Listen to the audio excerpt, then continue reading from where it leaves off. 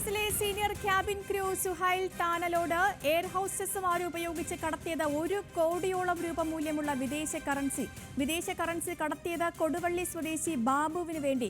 മോളിൽ വച്ച് air hostess സുരഭിക്ക് Babu iPhone സമ്മാനമായി നൽകിയെന്നും വിവരങ്ങളുണ്ട്.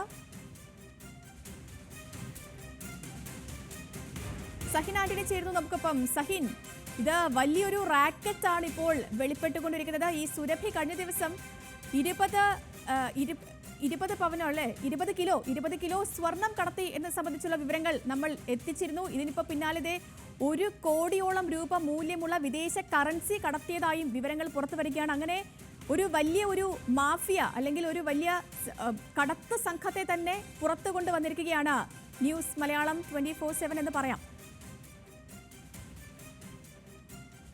സേതുലക്ഷ്മി, DRI ഈ സുരഭിയെ പിടികൂടുമ്പോൾ ആദ്യം കരുതിയിരുന്നത് ഇതൊരു സ്വർണ്ണ കള്ളക്കടത്തിൽ മാത്രം നിൽക്കുമെന്നായിരുന്നു. എന്നാൽ ഇപ്പോൾ വിവരങ്ങൾ പുറത്തു വരുന്നത് അങ്ങനെയല്ല.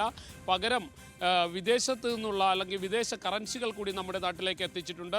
പ്രത്യേകിച്ച് ഒമാൻ, ഖത്തർ റിയാലുകളും ഒപ്പം തന്നെ അമേരിക്കൻ ഡോളറുകളുമാണ് എത്തിച്ചിരിക്കുന്നത്. 1 കോടിയിലധികം രൂപ എയർ ഇന്ത്യ എക്സ്പ്രസിലെ സീനിയർ ക്യാബിൻ ക്രൂ ആയിട്ടുള്ള സുഹൈൽ താനോട് എയർ ഹോസ്റ്റസ് വഴി എത്തിച്ചു എന്നുള്ളതാണ് മനസ്സിലാക്കാൻ കഴിയുന്നത്.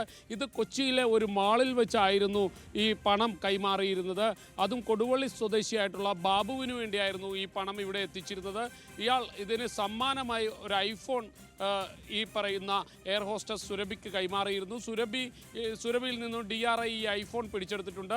മാത്രമല്ല ഇവരുടെ എല്ലാം ദൃശ്യങ്ങളും ഒപ്പം തന്നെ ചില ചിത്രങ്ങളും DRIക്ക് ലഭിച്ചിട്ടുണ്ട് എന്നുള്ളതാണ് മനസ്സിലാക്കാൻ കഴിയുന്നത്. സുരഭി അവരുടെ സുരക്ഷയ്ക്ക് വേണ്ടി ചില ദൃശ്യങ്ങൾ എടുത്തു വെച്ചിരുന്നു. ആ ദൃശ്യങ്ങൾ DRIക്ക് ലഭിച്ചിട്ടുണ്ട് എന്നുള്ള വിവരങ്ങൾ പുറത്തു വരികയാണ്.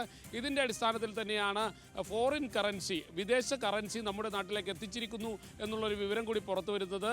എന്തായാലും എയർ ഇന്ത്യ എക്സ്പ്രസിലെ കൂടുതൽ എയർ ഹോസ്റ്റസ്മാർ ഇത്തരം ഒരു കള്ളക്കടത്തിൽ പങ്കാളികളായിട്ടുണ്ട് എന്നുള്ളൊരു വിവരം തന്നെയാണ് DRIക്ക് ലഭിച്ചിരിക്കുന്നത്.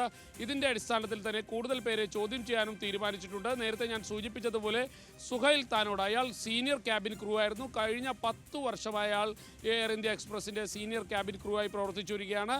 ഇയാളെ കേന്ദ്രീകരിച്ചുകൊണ്ടായിരുന്നു സ്വർണ്ണക്കള്ളക്കടത്തും വിദേശ കറൻസി കടത്തും നടന്നിരുന്നത് എന്നുള്ള ഒരു വിവരമാണ് ഇപ്പോൾ പുറത്തു വരുന്നത്. സേതുലക്ഷ്മി, ക്യാബിൻ ക്രൂ എല്ലാം ഇത്രയും പണം അല്ലെങ്കിൽ ഇത്രയും കാര്യങ്ങൾ കടത്തുന്നത് കസ്റ്റംസ് അറിഞ്ഞിട്ടില്ല, മറ്റുദ്യോഗസ്ഥർ അറിഞ്ഞിട്ടില്ല എന്നൊക്കെ പറയുന്നത് നമ്മുടെ നാടിന്റെ സുരക്ഷ തന്നെ ചോദ്യം ചെയ്ത തരത്തിലല്ലേ?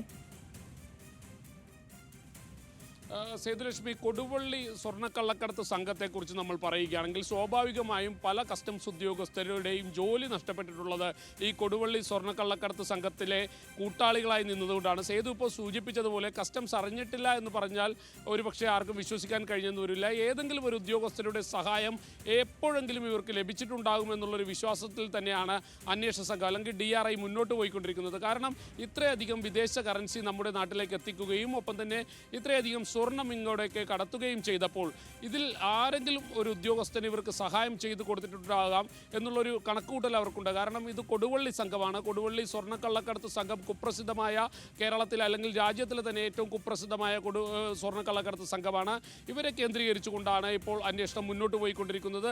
നേരത്തെ ഞാൻ സൂചിപ്പിച്ചതുപോലെ തന്നെ ബാബു എന്ന് പറയുന്ന ഒരു പേരാണ് അവർക്ക് ലഭിച്ചിരിക്കുന്നത്. ഈ ബാബു ആയിരുന്നു ഈ വിദേശ കറൻസി എത്തിച്ചിരുന്നത്. അയാൾ ഒരു ഐഫോൺ ഈ പറയുന്ന എയർ ഹോസ്റ്റസിന് കൊടുത്തിട്ടുണ്ട്. ഈ ഐഫോൺ DRI പിടിച്ചെടുക്കുകയും ചെയ്തു.